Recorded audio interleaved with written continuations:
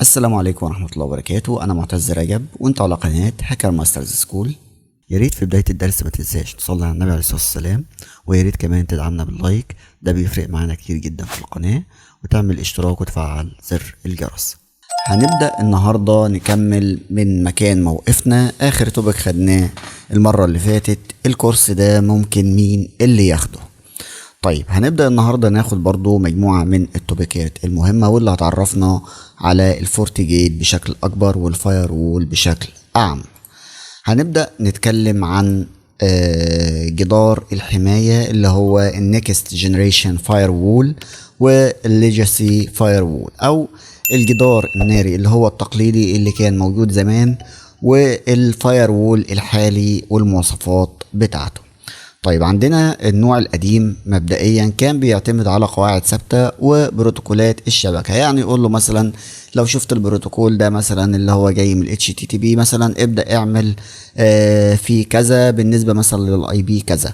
يعني لو معتز طالع بال HTTP امنعه، لو محمد مثلا طالع بال HTTP هيعمل له allow والكلام ده. فكنت بتحط له زي قواعد ثابته وهو بيمشي عليها. اما حاليا النكست جنريشن فاير وول واللي هو المتقدم بيبدا يحلل الترافيك تحليل متقدم، ويبدا يعمل فلتره للتطبيقات بشكل اعمق من الشكل الاولاني، فبيبدا ان هو يوفر حمايه اعلى.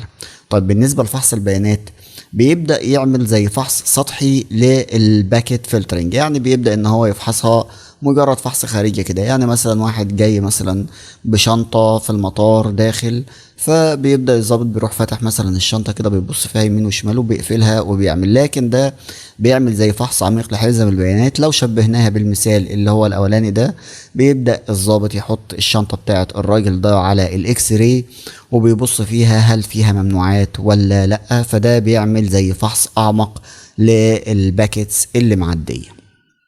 طيب بالنسبة للوعي بالتطبيقات، ده ما يعرفش يعني ايه تطبيقات، لكن ده يقدر ان هو يتعرف على التطبيقات اللي هي المستخدمة ويبدأ يعمل allow وديناي ليها.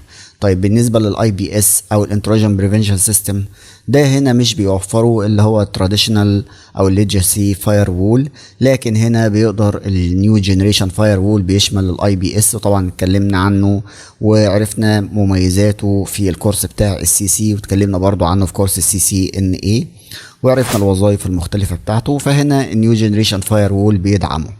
طيب الحماية من التهديدات اللي هي المتقدمة او الادفانسد تريت دي هنا غير مدعوم في الليجاسي، لكن هنا بيشمل تقنيات طبعا متطورة عشان يقدر ان هو يكتشف التهديدات الحديثة. طيب بالنسبة للبوليسي، هنا دي قواعد ثابتة ومحدودة، لكن هنا البوليسي هنا متقدمة جدا، تقدر تعمل تخصيصات اكبر للامان وتقدر تلعب في البوليسي بشكل كبير جدا ومعقد. لكن هنا كانت حاجات سيمبل بسيطة بيطبقها وخلاص. فعشان كده النيو جنريشن فاير وول من الفاير وولز القوية جدا، او بقى التطور اللي هو بتاع الليجاسي فاير وول، وده الفرق ما بين الفاير وول القديم والجديد. طيب ندخل على التوبك بتاع الاختيار الفاير وول. انا دلوقتي عايز ابدا ان انا اجيب فاير وول. هجيبه بناء على ايه؟ يعني انا مثلا الشركه عندي دلوقتي محتاجه فاير وول، فبتقول له يا باشمهندس اعمل لنا كده ريكومنديشن على الفاير وول علشان نبدا نحمي الشركه بتاعتنا. اول حاجه هتبدا تبص عليها حجم الشغل والاحتياجات. لازم تشوف عندك ناس قد ايه بيشتغلوا مثلا عن بعد ريموتلي وبيحتاجوا يوصلوا للشبكة من اماكن مختلفة ولا لا، زي مثلا الناس اللي بتبدأ ان هي تشتغل من البيت، او هما بيشتغلوا من مواقع ثابتة بس. تاني حاجة عندنا عدد الناس اللي بيستخدموا الشبكة وعدد الجلسات المفتوحة في نفس الوقت. يعني ايه الموضوع ده؟ عدد الناس، يعني انا عندي مثلا 20 واحد في الشركة شغالين، بس كل واحد بيبدأ يفتح مثلا جلسات كتيرة جدا، او بيبدأ مثلا يفتح مثلا اكتر مثلا من 20 صفحة براوزر. فكده مثلا 20 في 20 ب400 جلسة مفتوحة في نفس الوقت. فانتوا متخيلين الحجم عامل ازاي؟ فهي الفكرة مش في عدد الناس بس، لا، عدد الجلسات اللي بتتفتح برضو دي بتأثر. لان احنا زي ما هنشوف دلوقتي في المميزات بتاعه الفاير وول ان كل جهاز ليه عدد جلسات معين، بعد كده بيبدأ ان هو يرفض الجلسات دي او يحصل مشكلة في الجلسات الجديدة اللي عايزة تتفتح. فدايما لازم تبدأ تشوف عدد الناس اللي عندك، كام مثلا واحد عندك في الشركة، والجلسات اللي ممكن تكون مفتوحة في نفس الوقت عددها كام. تالت نقطة معانا عدد وأنواع البرامج اللي انت شغال عليها، والسيرفرات كام سيرفر عندك، ايه هي الخدمات اللي انت مثلا بتبدأ ان انت تستخدمها. فالفاير وول لازم يكون اولا متوافق مع نوع التطبيقات والسيرفرات اللي شغالة عندك علشان يبدأ ان هو يحميهم، وكمان ما يأثرش على البرفورمانس بتاع الشبكة.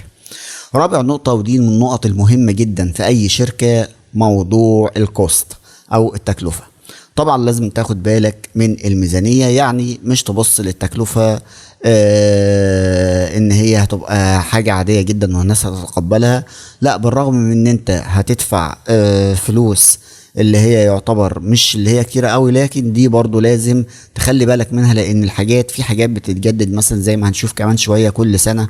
فانت لازم تحط في دماغك الكوست الحالية اللي انت هتجيب بيها الاكيوبمنتس واللايسنس اللي انت ممكن تبدأ ان انت تعملها كل سنة او تجددها كل سنة.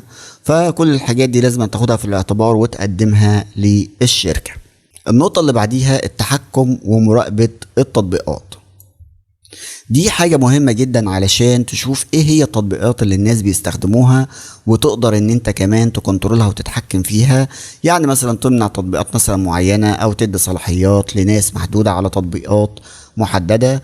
فلازم تشوف هل الفاير وول اللي انت هتختاره ده مناسب للحتة دي ولا لا. اخر نقطة معانا اللي هي الحماية من الثريتس او التهديدات.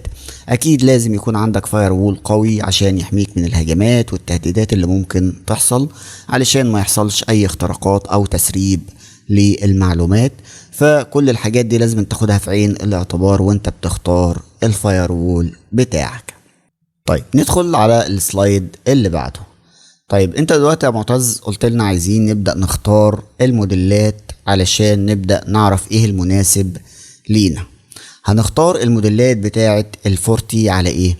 مبدئيا احنا عشان بس في نقطة بس الناس بتتلخبط فيها، حتة الفورتي نت هي دي الشركة المصنعة لأجهزة الفاير وول والحلول الأمنية كلها. يبقى فورتي نت هي دي الشركة الكبيرة وبتقدم برودكتس كتيرة، من ضمنها الفورتي جيت اللي هو الفاير وول اللي احنا بناخد الكورس بتاعه دلوقتي. طيب انا دلوقتي يا معتز عايز ابدا ان انا اجيب فاير وول. ممكن تبدا ان انت تدينا زي ملخص عن الفاير وولز والموديلات بتاعتها علشان نبقى فاهمين واحنا بنشتري ايه المميزات بتاعت كل واحد. هقول لك بص معايا هنا كده في الجدول ده مختصر ومفيد جدا. عندك الموديلات الصغيرة هتلاقي فيها الرقم بتاعها من 30 ل 60 زي ما هنشوف دلوقتي في بعض الموديلات. هنجيبها دلوقتي ونوري لكم الموديلات. هتلاقي فيها من الرقم اللي موجود فيها من 30 ل 60. الموديلات المتوسطة هتلاقيها بتبدأ من 100 لحد 300، والموديلات الكبيرة بتبدأ من 600 ل 1500.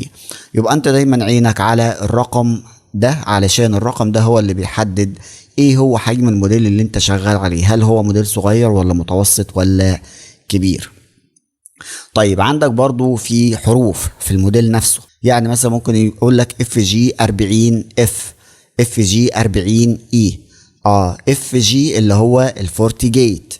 طيب 40 دي اللي هي مثلا في الموديلات الصغيرة. طيب في بقى الاف وفي الاي، هنعرف دلوقتي الحاجة دي. وعندك ده مثال لكل فئة. ادي الفئة الاولانية مثلا مثال ليها، عندك مثلا اف جي 40 اف والاف جي 40 اي، ده من الموديلات اللي هو الصغيرة. طب الاداء بتاع اللي هو الموديل الصغير ده، قال لك السرعة بتاعت البورتات بتبقى 1 جيجا او 2 جيجا، لكن الموديلات المتوسطة السرعة بتاعت البورت بتبقى من 5 جيجا ل 20 جيجا. اما الموديلات بتبدأ الكبيرة بتبدأ من 50 و100 جيجا او ممكن كمان اكتر. طبعا لو جينا بصينا على الاف والاي هنلاقي الاف سيريس طبعا اعلى او اسرع من الاي بنسبة من 30 ل 50%. فدي اللي بيميز الاي عن الاف. طيب تعالوا بقى لعدد البورتات اللي موجودة على الفورت نفسها. عندك في الموديلات الصغيرة بتبقى عدد البورتات من 4 ل 6 بورت، لكن في المتوسط بتبقى من 8 ل 12 زائد اللي هو الفايبر. عندك الموديلات الكبيرة بتبقى المنافذ بتاعتها من 12 لطالع بقى، بتلاقي كمية كبيرة جدا، وبتلاقي فيها اس اف بي كتير، وبتلاقي فيه كمية حاجات. هنبص دلوقتي على مجموعة من الموديلات. وطبعا اللي هي بيقولك ان هي بتدعم الاف سيريز، بتدعم اللي هو ال 10 جي بشكل افضل. ومثال طبعا للاداء المتوسط اللي هو الاف جي 200 اف والاف جي 200 اي. ده في المستوى المتوسط، ده في الصغير، وده في الحاجات اللي هي الكبيرة. طيب بالنسبة للأمان وللحماية، الموديلات الصغيرة طبعا فيها بيدعم الاي بي اس والانتي فيروس والبريف فلترنج. دي طبعا بتبقى فيها تقنيات طبعا متقدمة ضد التهديدات. دي طبعا بقى بالموديلات الكبيرة بتدعم الاي اي الارتفيشال انتليجنت والثريت انتليجنس. طبعا حاجات كتيرة جدا بتبقى موجودة في الموديلات الكبيرة عشان بتبقى الاماكن حساسة. وطبعا عندك اللي هو الاف سيريس دي بتدعم بيقول لك الاي اي باورد سكيورتي والتي ال اس 1.3. وطبعا الحاجات دي احنا اتكلمنا عنها في كورسات قبل كده. وكمثال ليها 600 اف و 600 اي. هتلاقي الموديلات دي موجودة بالشكل ده. طيب بالنسبة للاس دي وان، طبعا في حاجات مش هتبقى انتوا فاهمينها دلوقتي، بس هتبقى يعني خليك معايا كده لحد باذن الله ما ندخل الكورس ونبدا نفصل كل حاجه. ده بيقول لك دعم محدود، ده اس دي وان محسن، ده اس دي وان متطور، وزائد ان هو بيكومباتبل مع الكلاود او السحابه. وطبعا دي وحاجه على الموديلات بتاعتها او شرح على الموديلات بتاعتها. بالنسبه لاستهلاك الباور، ده طبعا الموديلات الصغيرة بتستهلك مثلا باور قليل جدا، لكن المتوسط بيستهلك متوسط، والموديلات الكبيرة بتستهلك باور مرتفع.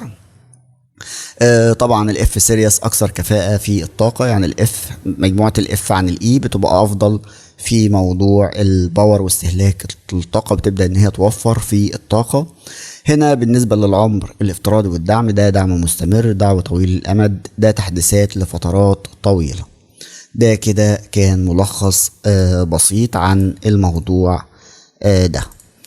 طيب ندخل على الجدول بقى اللي بعده علشان يبدأ يوضح لنا الجدول اللي فات. عندك 3 انواع في الانتري ليفل، المستوى اللي هو الايه المبتدئ، وفي المتوسط، وفي الهاي اللي هو اعلى حاجة.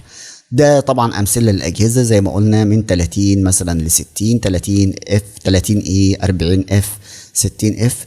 كل ده انتري ليفل. يبقى لما تشوف مثلا اف جي 30 اي او 40 اف او 60 اف، كل ده جهاز عادي جدا. لكن زي ما قلنا بقى من ال100 وطالع، او اللي هي من ساعه ما قلنا كده اللي هي منين، اللي هي من 100 ل 300، ده المستوى اللي هو المتوسط.